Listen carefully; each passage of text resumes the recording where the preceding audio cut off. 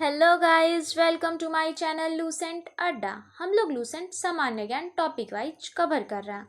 तो आज का हमारा टॉपिक है एंशियंट हिस्ट्री में भारत के यवन राज, शक एवं कुषाण। ये तीनों छोटे छोटे टॉपिक हैं, तो इनको एक ही वीडियो में कवर करेंगे। एंशियंट हिस्ट्री में आज का हमारा 17वां टॉपिक है भारत के यवन राज। भारत पर आक्रमण करने वाले विदेशी आक्रमणकारियों का क्रम है हिंद, यूनानी, शक, पल्लव एवं कुषाण। तो हम लोगों ने पढ़ा कि मौर्य साम्राज्य के पतन के फलस्वरूप जो है उत्तर तथा दक्षिण दोनों प्रांतों में जो है विदेशी आक्रमणकारियों ने अपना स्थायित्व स्थापित कर लिया था। तो उन्हीं में जो है विदेशी आक्रमणकारियों में तो वो सीरीज कैसे है, तो पहले हिंद यूनानी आए, उसके बाद शक आए, उसके बाद पल्लव आए और कुषाण आए। तो इससे प्रश्न पूछे जाते हैं क्या कि मतलब विदेशी आक्रमणकारियों में कौन पहले आए थे। तो आपको इन चारों के बारे में दिया जाएगा, लेकिन सीक्वेंस वाइज नहीं दिया जाएगा। तो हम लोग याद रखेंगे, पहले हिंद यूनानी आए, उसके बाद शक आए हैं, उनके बाद पल्लव आए और उनके बाद कुषाण आए। तो हमको इन सब के बारे में जानकारी कहाँ से मिलती है? हर चीज़ का एक स्रोत होता है जिसके माध्यम से हम उस टॉपिक के बारे में जानते हैं या उस चीज़ के बारे में गहनता से अध्ययन करते हैं। तो हमें पता कैसे चलता है कि इंडो ग्रीक ने आक्रमण किया था? तो इनके मतलब बहुत सारे सोर्स रहे, हर चीज़ का एक सोर्स होता है। तो नागसेन का मिलिंद पनाहो तथा क्षेमंद्र का अवदान कल्पता से भी पता चलता है कि इंडो ग्रीक ने आक्रमण किया था, जिसे हिंद यवन कहते हैं। और क्लासिक लेखक पोलिवियस, एस्ट्रेबो, जस्टिन, प्लूटार्क आदि का विवरण भी हमें इसके बारे में बताता है। मिनांडर का रे अभिलेख भी हमें हिंद यवन के बारे में बताता है। तो इन सब सोर्सों से हमें इंडो ग्रीक के बारे में पता चलती है। तो सेल्यूकस के द्वारा स्थापित पश्चिम तथा मध्य एशिया के विशाल साम्राज्य को इसके उत्तराधिकारी एंटियोकस प्रथम ने अक्षुण्ण बनाए रखा। तो सिकंदर आए तो उनका सेनापति कौन था? तो सिकंदर का सेनापति सेल्यूकस निकेटर था।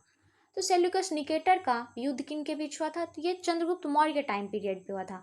तो इन्हीं से युद्ध के उपरांत इन्होंने क्या किया था? तो अपनी पुत्री का विवाह जो है चंद्रगुप्त मौर्य से कर दिया था। तो हम लोगों ने पढ़ा कि ये तो मतलब एक संधि स्थापित कर लिए थे अपनी पुत्री का विवाह करके। उसके बाद इनका उत्तराधिकारी एंटियोकस प्रथम हुआ। तो इन्होंने जो अपने साम्राज्य का कोई विस्तार नहीं किया, जो जैसे था वैसे ही स्थापित रहा। उसके बाद जो है एंटियोकस द्वितीय आते हैं। तो इनके टाइम पीरियड पे होता क्या है? एंटियोकस द्वितीय के शासनकाल में विद्रोह के फलस्वरूप उसके अनेक प्रांत स्वतंत्र हो गए। मतलब एंटियोकस द्वितीय जो जब आए तो ये उग्रवादी टाइप के होंगे, मतलब इन्होंने अपना साम्राज्य विस्तार करने का सोचा होगा। तो इनके शासनकाल में अनेक विद्रोह हुए। तो उसके उपरांत हुआ क्या? तो कई स्वतंत्र राज्य स्थापित हो गए। मतलब इनके जो भी प्रांत वगैरह होंगे मौर्य साम्राज्य के अधीन, वो स्वतंत्र हो गए। बैक्टीरिया के विद्रोह का नेतृत्व डियोडोटस प्रथम ने किया था। तो बैक्टीरिया एक जगह था, ठीक है, बैक्टीरिया एक जगह था। हुआ क्या था? तो सिकंदर ने अपने पीछे एक बहुत विशाल साम्राज्य छोड़ रखा था, जिसमें मैसिडोनिया था, सीरिया था, बैक्टीरिया था, पार्थिया, अफगानिस्तान एवं उत्तर पश्चिमी भारत के कुछ भाग सम्मिलित होंगे। तो उसी में से एक बैक्टीरिया भी था। इस साम्राज्य का काफ़ी बड़ा भाग सिकंदर के बाद सेल्यूकस के अधीन चला गया। तो इस अभी हम लोगों ने पढ़ा कि मतलब सिकंदर आया, उनके बाद फिर ये सेल्यूकस निकेटर आया, उनके बाद फिर एंटियोकस प्रथम आया, तो जिनके टाइम पे कुछ नहीं हुआ। एंटियोकस द्वितीय आया तो इन्होंने अपने प्रांत को स्वतंत्र कर लिया। और बैक्टीरिया का विद्रोह जो है डियोडोटस प्रथम ने किया था। तो बैक्टीरिया पर डियोडोटस प्रथम के साथ इन राजाओं ने क्रमशः शासन किया। तो बैक्टीरिया पर किन किन ने शासन किया था? डियोडोटस द्वितीय ने, यूथिडेमस ने, डेमेट्रियस ने, मिनांडर ने, यूकार्टियस ने, एंटी अल्कडिस तथा हर्मिक्स ने, इन सबों ने मतलब बैक्टीरिया पर शासन किया था। तो एक बार फिर से पढ़ेंगे किसने किया था।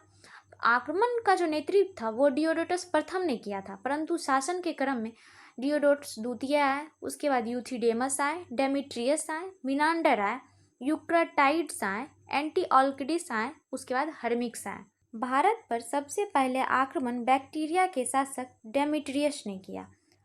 हम लोगों ने ये पढ़ा कि बैक्टीरिया के विद्रोह में नेतृत्व तो डियोडोटस ने किया था, लेकिन आप लोग ये बात ध्यान में रखेंगे कि डियोडोटस एवं उसका उत्तराधिकारी मध्य एशिया में अपना साम्राज्य सुगठित करने में व्यस्त थे। वहीं पे जो है डेमेट्रियस प्रथम ये जो है भारत पर आक्रमण कर दिए थे। तो इसलिए भारत पर सबसे पहले आक्रमण बैक्टीरिया के शासक किसने किया था? तो डेमेट्रियस प्रथम ने किया था। इसने 190 ईसा पूर्व में भारत पर आक्रमण कर अफगानिस्तान, पंजाब एवं सिंध के बहुत बड़े भाग पर अधिकार कर लिया। तो ये आक्रमण करने के फलस्वरूप जो अफगानिस्तान एवं पंजाब और सिंध के बहुत बड़े भाग पर अपना वर्चस्व स्थापित कर देते हैं। इसने साकल को अपनी राजधानी बनाई। इसे ही हिंद यूनानी या बैक्टीरियाई यूनानी कहा गया।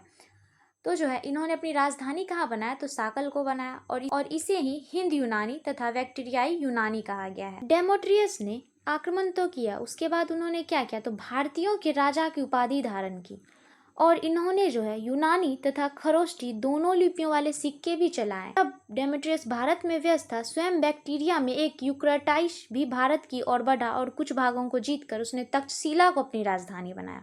हिंद यूनानी शासकों में सबसे अधिक विख्यात मिनांडर, जिसका टाइम पीरियड जो है 165 ईसा पूर्व से 145 ईसा पूर्व के बीच रहा है। इसकी राजधानी साकल, जिसे आधुनिक टाइम पीरियड में सियालकोट के नाम से जाना जाता है, वह थी।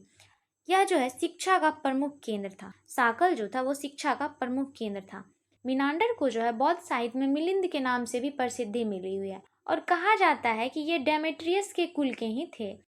पेरिपल्स में बताया गया है कि मिनांडर द्वारा जो निर्मित सिक्के थे वो जो भरोच के बाजार में खूब चलते थे। तो भरोच क्या था, तो भरोच एक बंदरगाह था, वहाँ पे जो है जो बाजार वगैरह लगते थे उनका सिक्का जो है प्रचलित था। मिनांडर ने नागसेन, जिन्हें नागार्जुन के नाम से भी जाना जाता है, से बौद्ध धर्म की दीक्षा ली थी। तो मिनांडर ने बौद्ध धर्म की दीक्षा किससे ली थी, तो नागार्जुन से ली थी। नागार्जुन को जो ही है भारत का आइंस्टीन भी कहा जाता है। मिनांडर के प्रश्न एवं नागसेन द्वारा दिए गए उत्तर एक पुस्तक के रूप में संग्रहित है, जिसका नाम मिलिंद पनोह अर्थात मिलिंद के प्रश्न या मिलिंद प्रश्न है। तो मिनांडर के प्रश्न एवं नागसेन द्वारा जो उत्तर दिया गया है, अर्थात इन दोनों के बीच जो वार्तालाप हुए हैं, उनको जो है मिलिंद पनोह अर्थात मिलिंद के प्रश्न या मिलिंद प्रश्न में सम्मिलित किया गया है। तो आपसे पूछ सकता है कि मिलांडर एवं नागसेन के बीच जो वार्तालाप हुई है वो किस पुस्तक में संग्रहित है, तो मिलिंद पनोह में संग्रहित है। हिंद यूनानी भारत के पहले शासक हुए जिनके जारी किए सिक्कों के बारे में निश्चित रूप से कहा जा सकता है कि सिक्के किन किन राजाओं के हैं। मतलब सिक्के तो पहले भी मिले हैं, बट हिंद यूनानी के टाइम पीरियड के बाद जो भी सिक्के मिले हैं उनसे मतलब बताया जा सकता है कि हाँ ये इस राजा के टाइम पीरियड के थे, ये इस राजा के टाइम पीरियड के थे। भारत में सबसे पहले हिंद यूनानियों ने ही सोने के सिक्के जारी किए। तो ये प्रश्न पूछे जाते हैं क्या कि सोने के सिक्के भारत में सर्वप्रथम किसने प्रचलित किए, तो वो हिंद यूनानियों के द्वारा प्रचलित किया गया था। हिंद यूनानी शासकों ने भारत के पश्चिमोत्तर सीमा प्रांत में यूनान की प्राचीन कला चलाई। तो हिंद यूनानी जो थे ये पश्चिमोत्तर सीमा प्रांत में जो है एक प्राचीन कला जो थी इन लोगों की वो चलाए, जिसे हेलेनिस्टिक आर्ट कहते हैं। उसे क्या कहते हैं, तो हेलेनिस्टिक आर्ट कहते हैं। भारत में गंधार कला इसका उत्तम उदाहरण है। भारत में जो गंधार कला विख्यात है वो हेलेनिस्टिक आर्ट का ही एक पार्ट है। यूनानियों ने पर्दे का प्रचलन आरंभ कर भारतीय नाट्य कला के विकास में योगदान किया। तो यूनानियों ने जो है पर्दे का प्रचलन किया और नाट्य कला में इनका एक विशेष योगदान रहा। चूँकि पर्दा यूनानियों की देन थी इसलिए यह यवनिका के नाम से प्रसिद्ध हुई। तो यूनानियों की देन थी पर्दा के प्रथा और इसलिए इनको यवनिका कहा गया। तो हम लोगों ने ये तो पढ़ा कि भारत पर विदेशी आक्रमणकारी आया। सबसे पहले हिंद यूनानी ने आक्रमण किया, उसके बाद शक, उसके बाद पल्लव, उसके बाद कुषाण। तो जितने भी विदेशी आक्रमणकारी थे वो अगर आए होंगे तो उनसे कुछ लाभ भी तो हम लोगों को मिला होगा। मतलब उनके टाइम पीरियड का कुछ तो ऐसा रहा होगा जिसका इफेक्ट रहा, मतलब भारतीय संस्कृति के विकास में या फिर आधुनिकीकरण में। तो उनमें जो है भारत यूनानियों का प्रभाव किन किन क्षेत्रों पर रहा। यूनानियों का सर्वप्रथम देन क्या था, तो इन्होंने जो हेलेनिस्टिक कला का विकास किया। तो हम लोगों ने पढ़ा कि गंधार कला इसी का उदाहरण है। सांचे में ढली मुद्राओं के निर्माण की विधि भी हम लोगों ने यूनानियों से ही सीखा है। पूर्व मध्यकाल के सिक्के के लिए द्रम शब्द भी यूनानियों के द्वारा ही दिया गया, और संस्कृत सुकांत नाटकों पर यूनानी प्रभाव दिखता है। अर्थात यूनानी आए तो यूनानियों ने बहुत कुछ दिया भी है। वहीं गार्गी संहिता बताता है कि मतलब ज्योतिषी के क्षेत्र में हम लोग अभी भी यूनानियों के ऋणी हैं। इन्हीं के माध्यम से हम लोगों ने ज्योतिषी को एक सर्वोच्च शिखर तक पहुंचाया है।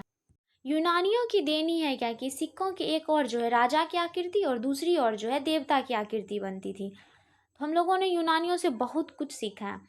टार्न के अनुसार भारत ने यूनान से ही कैलेंडर प्राप्त किया था। हम लोगों ने जो है यूनान से ही कैलेंडर प्राप्त किया है। इसलिए हम लोगों ने जो है सप्ताह का 7 दिनों में विभाजन, विभिन्न ग्रहों के नाम, नक्षत्रों को देखकर भविष्य बताने की कला भी यूनानियों से ही सीखा है। यूनानियों के माध्यम से हम लोगों ने बहुत कुछ सीखा है, स्थापत्य से लेकर के कला, विकास, भाषा, लिपि, सब चीज़ों में इनका योगदान रहा है। 18वां टॉपिक है शक। तो हम लोगों ने हिंद यूनानियों के बारे में पढ़ा, अब हम लोग पढ़ेंगे शक के बारे में। यूनानियों के बाद शक आए। शकों की 5 शाखाएं थी और हर शाखा की राजधानी भारत और अफगानिस्तान में अलग अलग भागों में थी। तो शक के जो है 5 शाखाएं थी और इनका जो राजधानी था वो भारत और अफगानिस्तान में था और अलग अलग भागों में थी। भारत में शक का आगमन हुआ कैसे? तो लगभग 165 ईसा पूर्व में यूची नाम एक अन्य कबीले द्वारा मध्य एशिया में इनको खदेड़ दिया गया और इन्होंने ही जो है आगे बढ़ते हुए बैक्टीरिया, पार्थिया आदि पर आक्रमण किया और आगे चल के जो है इन्होंने हिंद पार्थियन राजाओं से भी युद्ध किया और उसके बाद जो है भारत में शक राजा आ गया, मतलब इनका आगमन हो गया इसके दौरान। और इन्होंने जो है अपने आप को क्षत्रप कहा, अर्थात शक राजा खुद को क्षत्रप कहते थे। तो हम लोगों ने पढ़ा कि मतलब शकों का आगमन तो ये जो है 2 भागों में विभाजित थे। पहले वो थे जो उत्तरी क्षत्रप कहलाते थे, जो तक्षशिला एवं मथुरा के क्षेत्र में रहते थे। वहीं दूसरे जो है पश्चिमी क्षत्रप कहलाते थे और ये कहाँ रहते थे? तो ये मतलब नासिक एवं उज्जैन के क्षेत्र में रहते थे। पहली शाखा ने अफगानिस्तान, दूसरी शाखा ने पंजाब जिसकी राजधानी तक्षशिला थी, तीसरी शाखा ने मथुरा, चौथी शाखा ने पश्चिमी भारत एवं पश्चिमी शाखा ने ऊपरी दक्कन पर प्रभुत्व स्थापित किया। प्रथम शक राजा मौ था। तो आपसे ये क्वेश्चन पूछे जा सकते हैं कि प्रथम शक राजा कौन थे? तो वो मौ थे। शक मूलतः मध्य एशिया के निवासी थे और चारगाह की खोज में भारत आए। तो शक कहाँ के निवासी थे? तो ये मध्य एशिया के निवासी। 58 ईसा पूर्व में उज्जैन के एक स्थानीय राजा ने शकों को पराजित करके बाहर खदेड़ दिया और विक्रमादित्य की उपाधि धारण की। तो उज्जैन के एक राजा थे, उन्होंने जो है शकों को पराजित किया और इन्होंने ही जो है विक्रमादित्य की उपाधि इसके दौरान ग्रहण की। शकों पर विजय के उपलक्ष्य में 58 ईसा पूर्व से एक नया संवत विक्रम संवत के नाम से प्रारंभ हुआ। तो जब उज्जैन के शासक ने इन्हें पराजित किया तो एक नया संवत भी प्रारंभ हुआ जिसे शक संवत के नाम से जाना जाता है। शकों को पराजित करने के दौरान जो है विक्रम संवत का प्रारंभ किया गया। उसी समय से विक्रमादित्य एक लोकप्रिय उपाधि बन गई जिसकी संख्या भारतीय इतिहास में 14 तक पहुंच गई। गुप्त सम्राट चंद्रगुप्त द्वितीय सबसे अधिक विख्यात विक्रमादित्य थे। तो ये क्वेश्चन पूछे जा सकते हैं कि सबसे विख्यात विक्रमादित्य कौन थे? तो गुप्त सम्राट चंद्रगुप्त द्वितीय सबसे अधिक विख्यात विक्रमादित्य थे। शकों की अन्य शाखाओं की तुलना में पश्चिम भारत में प्रभुत्व स्थापित करने वाली शाखा ने सबसे लंबे अरसे तक शासन किया, अर्थात यहाँ पे चौथी शाखा का वर्चस्व जो है लंबे टाइम पीरियड तक रहा था। गुजरात में चल रहे समुद्री व्यापार से यह शाखा काफी लाभान्वित हुई, अर्थात चौथी शाखा जो है काफी लाभान्वित हुई और उसके बाद जो है भारी संख्या में चांदी के सिक्के जारी किए और इन्होंने ही जो है चांदी के सिक्के भारी संख्या में प्रचलित किए। शकों का सबसे प्रतापी शासक रुद्रदामन प्रथम, जिनका शासनकाल जो है 130 से 150 ईस्वी के बीच रहा, इन्होंने जो है गुजरात के बड़े भाग पर अपना शासन स्थापित किया था। इसने काठियावाड़ की अर्धशुष्क सुदर्शन झील जो मौर्यों के द्वारा निर्मित था का जीर्णोद्धार किया। शकों का जो है सबसे प्रतापी राजा कौन था? तो वो रुद्रदामन प्रथम थे। रुद्रदामन प्रथम ये जो है उज्जैन के क्षत्रपों में सबसे प्रसिद्ध थे और इनके जूनागढ़ अभिलेख से ही पता चलता है। तो हम लोग ये भी जानेंगे कि जूनागढ़ अभिलेख है किसका? लेख जो रुद्रदामन के द्वारा निर्मित है उससे पता चलता है कि पूर्वी और पश्चिमी मालवा, द्वारका के आसपास का क्षेत्र, सौराष्ट्र, कच्छ, सिंधु नदी का मुहाना, उत्तरी कोंकण, मारवाड़ आदि प्रदेश उनके राज्य में सम्मिलित थे और इन्होंने जो है सिंधु नदी घाटी जो है ये रुद्रदामन ने कुषाण राजा से जीती थी। तो जाहिर सी बात है कि रुद्रदामन उस समय पर प्रसिद्ध होंगे क्योंकि इन्होंने अपना साम्राज्य विस्तार कर लिया था। तो चंद्रगुप्त मौर्य के द्वारा जो निर्मित सुदर्शन झील था उसको जो है रुद्रदामन ने मतलब फिर से बनवाया था। झील का निर्माण तो चंद्रगुप्त मौर्य ने किया था लेकिन ये मतलब एक टाइम पीरियड के बाद टूट फूट गया, तो ये अशोक के द्वारा अशोक ने अपने टाइम पीरियड पे मरम्मत करवाया। उसके बाद जो है फिर से मतलब थोड़ा ध्वस्त हो गया तो रुद्रदामन ने अपने समय पर इसका मतलब निजी खर्च से जो है इन्होंने इसका जीर्णोद्धार करवाया था, मतलब पुनः संरचना करवाई थी इनकी। रुद्रदामन संस्कृत का बड़ा प्रेमी था। जूनागढ़ अभिलेख जो है ये संस्कृत में ही लिखा गया है जिससे संस्कृत का जो है विकास का अनुमान लगाया जा सकता। उसने ही सबसे पहले विशुद्ध संस्कृत भाषा में लंबा अभिलेख गिरनार अभिलेख जारी किया। इसके पहले के सभी अभिलेख प्राकृत भाषा में रचित थे। तो रुद्रदामन ही ऐसे शासनकर्ता थे जिन्होंने जो है संस्कृत में भी अभिलेख लिखवाया। तो इनके द्वारा जो निर्मित अभिलेख है गिरनार अभिलेख, जिससे पता चलता है कि इन्होंने संस्कृत भाषा का भी संरक्षण किया था, अर्थात इनके द्वारा संस्कृत साहित्य का भी विकास होने लगा। और इससे पहले जितने भी अभिलेख लिखे जाते थे वो प्राकृत भाषा में लिखे जाते थे। भारत में शक राजा अपने को क्षत्रप कहते थे। हम लोगों ने बताया कि भारत में जो शक राजा थे वो अपने आप को क्षत्रप कहते थे। और शक राजा का टाइम पीरियड कहाँ तक, मतलब शक राजा कब तक शासन किए, तो इन्होंने जो है 4वीं शताब्दी ईस्वी तक इनका शासन चलता रहा। जब रुद्रदामन का वर्चस्व समाप्त हो गया, अर्थात इनका ह्रास होने लगा इनकी सत्ता का, तो फिर ये जो है शक राजाओं का पतन होने लगा। तो सबसे अंतिम शक राजा कौन थे, तो सबसे अंतिम शक राजा जो थे वो रूप सिंह तृतीय थे। और उसके बाद जो चंद्रगुप्त मौर्य जो है उनको मार देते हैं, और उसके बाद फिर पश्चिमी क्षत्रपों के राज्य को गुप्त साम्राज्य में मिला लेते हैं।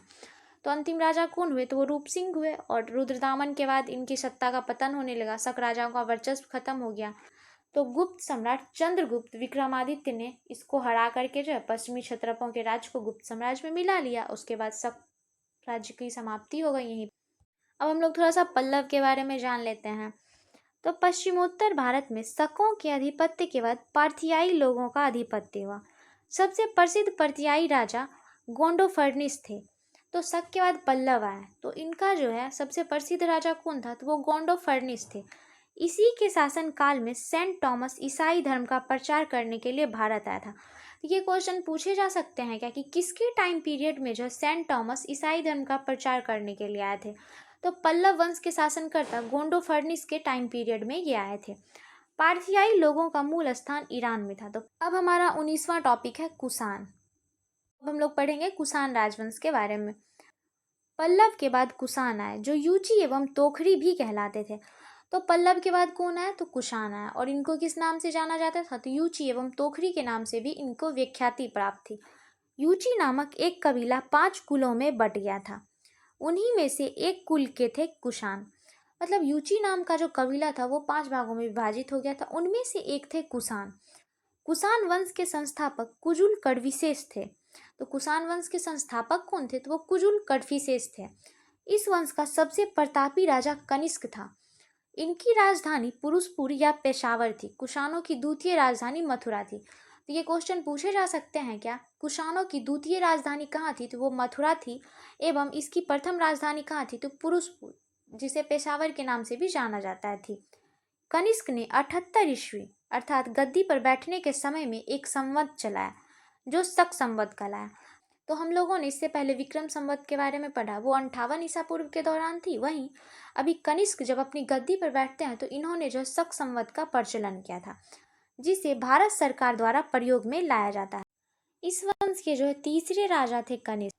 तो कुषाण वंश के जो है तीसरे राजा कनिष्क थे, जिनके बारे में हम लोगों ने अभी पढ़ा। बौद्ध धर्म की चौथी बौद्ध संगति कनिष्क के शासनकाल में कश्मीर के कुंडल वन में प्रसिद्ध बौद्ध विद्वान वसुमित्र की अध्यक्षता में हुई। कनिष्क बौद्ध धर्म के महायान संप्रदाय का अनुयायी था। तो बौद्ध धर्म में कुल 4 संगतियां हुई है, जिसके बारे में हम लोगों ने पीछे पढ़ा है। तो चौथी का किसने किया था, तो वो कनिष्क ने किया था। कहाँ किया था, तो कश्मीर के कुंडल वन में किया था। चीनी जनरल पेनचोआ ने कनिष्क को हराया था। तो चीनी जनरल जो है पेनचोआ, इन्होंने जो है कनिष्क को हराया था। आरंभिक कुषाण शासकों ने भारी संख्या में स्वर्ण मुद्राएं जारी की। तो भारी संख्याओं में स्वर्ण मुद्राओं का प्रचलन किसने किया, तो वो कुषाण के शासकों ने किया था, जिनकी शुद्धता गुप्त काल की स्वर्ण मुद्राओं से उत्कृष्ट थी। मतलब गुप्त काल में जो भी स्वर्ण के सिक्के चलाए जाते थे उसकी तुलना में जो है इसके स्वर्ण के सिक्के काफ़ी मात्रा में शुद्ध होते थे। मतलब ज़्यादा मिलावट नहीं होता था इनके सिक्कों में। कुषाणों ने सोने के सर्वाधिक शुद्ध सिक्के जारी किए। कुषाणों ने उत्तरी तथा उत्तरी पश्चिमी भारत में सर्वाधिक संख्या में तांबे के सिक्कों को जारी किया। तो इन्होंने सर्वाधिक शुद्ध सिक्के तो जारी किए थे सोने के, अर्थात गुप्त सम्राट के टाइम पीरियड से जो इनका जो भी सिक्का चलाया गया था वो कहीं ना कहीं मिलावट कम था उसमें, मतलब सोने की मात्रा सर्वाधिक होगी। लेकिन आपसे ये पूछा जा सकता है कि सर्वाधिक संख्या में मतलब कौन से सिक्के चलाए गए थे, तो वो तांबे के सिक्के चलाए गए थे। कनिष्क का राजवैद्य चरक आयुर्वेद का विख्यात विद्वान था, जिसने संस्कृत में चरक संहिता की रचना की थी, जिसमें 8 भाग एवं 120 अध्याय है। यह भारतीय चिकित्सा शास्त्र का विश्वकोश कहलाता है। तो कनिष्क का राजवैद्य कौन था, तो वो चरक थे। और ये पूछा जाता है अक्सर, क्या चरक संहिता की रचना किसने की है, तो चरक ने की है। और ये किसके दरबार में रहते थे, ये कनिष्क के दरबार के राजवैद्य थे। तो इन्होंने जो है चरक संहिता को कितने भाग में विभाजित किया था, तो 8 भाग एवं 120 अध्याय में इन्होंने विभाजित किया था। और यही जो है विश्वकोश कहलाता है चिकित्सा शास्त्र का। इनके द्वारा जो रचित चरक संहिता है इसको विश्वकोश के नाम से जाना जाता है। महाविवाह सूत्र के रचनाकार वसुमित्र हैं। इसे ही बौद्ध धर्म का विश्वकोश कहा जाता है। तो महाविवाह सूत्र के रचनाकार कौन है? तो वो वसुमित्र हैं। और इनको जो है विश्वकोश कहा जाता है, मतलब बौद्ध धर्म का विश्वकोश कहा जाता है। भारतीय चिकित्सा शास्त्र का विश्वकोश तो चरक संहिता को कहते हैं, लेकिन वहीं बौद्ध धर्म का विश्वकोश किसे कहा जाता है? तो महाविवाह के सूत्रकार वसुमित्र को कहा जाता है। कनिष्क के राजकवि अश्वघोष ने बौद्धों का रामायण बुद्धचरित की रचना की। तो बुद्धचरित की रचना किसने की है? तो वो कनिष्क के राजकवि थे अश्वघोष, इनके द्वारा किया गया था। वसुमित्र, पार्श, नागार्जुन, महाचेत और संरक्ष भी कनिष्क के दरबार के विभूति थे। तो हर दरबार में कोई ना कोई एक ऐसा इंसान होता है जिसकी मतलब अलग विख्याति प्राप्त होती है। वसुमित्र, पार्श, नागार्जुन, महाचेत और संरक्ष भी कनिष्क के दरबार के विभूति थे, मतलब इनसे इनके दरबारों को एक अलग पहचान मिलती थी। भारत का आइंस्टीन नागार्जुन को कहा जाता है। इनकी पुस्तक माध्यमिक सूत्र, इसमें नागार्जुन ने सापेक्षता का सिद्धांत दिया है। तो भारत का आइंस्टीन किसे कहा जाता है? तो नागार्जुन को कहा जाता है। और इनकी पुस्तक कौन सी है? तो वो माध्यमिक सूत्र है। माध्यमिक सूत्र में बताया क्या गया है? तो इसमें जो है सापेक्षता का सिद्धांत दिया गया है। कनिष्क की मृत्यु 102 ईस्वी में हो गई। कुषाण वंश का अंतिम शासक वासुदेव था। तो कनिष्क की मृत्यु जो है 102 ईस्वी में हो गई और कुषाण वंश के जो अंतिम शासक कौन हुए? तो वासुदेव हुए। कुषाण राजा देवपुत्र कहलाते थे। यह उपाधि कुषाणों ने चीनियों से ली थी। तो कुषाण राजा अपने आप को क्या कहलाते थे? देवपुत्र कहलाते थे। वहीं शक अपने आप को क्षत्रप कहते थे। और ये उपाधि इन्होंने किन से ली थी? तो ये चीनियों से इन्होंने ये उपाधि ग्रहण की थी। गंधार शैली एवं मथुरा शैली का विकास कनिष्क के शासनकाल में हुआ। तो हम लोग गंधार एवं मथुरा शैली के बारे में आगे पढ़ेंगे आर्ट एंड कल्चर में। लेकिन इसका विकास जो है किस वंश के दौरान हुआ? तो वो कुषाण वंश के दौरान हुआ। और किसके शासनकाल में? तो ये कनिष्क के शासनकाल में इस शैली का विकास हुआ। मथुरा संग्रहालय में कुषाणकालीन मूर्तियों का संग्रह अधिक मात्रा में है। गंधार कला के लिए तक्षशिला प्रसिद्ध था। तो मथुरा संग्रहालय में जो है कुषाणकालीन मूर्तियों का संग्रह अधिक था। वहीं जो है गंधार कला के लिए कौन सा जगह प्रसिद्ध है? तो वो तक्षशिला प्रसिद्ध है। रेशम मार्ग पर नियंत्रण रखने वाले शासकों में सबसे प्रसिद्ध कुषाण थे। कुषाण साम्राज्य में मार्गों पर सुरक्षा का प्रबंध था। रेशम मार्ग का आरंभ कनिष्क ने किया था।